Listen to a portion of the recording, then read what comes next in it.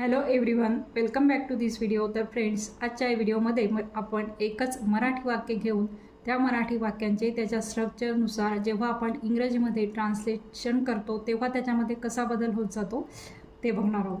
तर इथे first sentence आहे, ती माझ्या घरी आली आहे. तर याचं स्ट्रक्चर आहे सब्जेक्ट प्लस हॅव किंवा has plus V3 plus object. म्हणजेच याचं इंग्रजीमध्ये येणार आहे she has come to my house.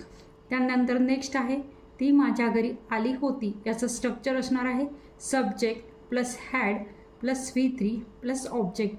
म्हणजेच she had come to my house. त्यानंतर नेक्स्ट आहे, ती माझ्या घरी येणार आहे. त्याचं स्ट्रक्चर असणार आहे subject plus will plus V1 plus object. म्हणजेच she will come to my house. त्यानंतर नेक्स्ट आहे, ती माझ्या घरी येत आहे. Subject plus am or is or are plus V1 ING plus object. म्हणजेच she is coming to my house. त्यानंतर लास्ट आहे, ती माझ्या घरी येत होती.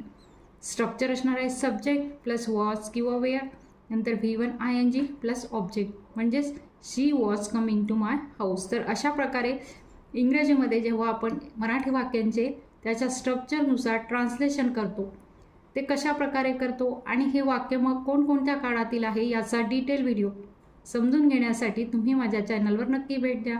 थँक्यू.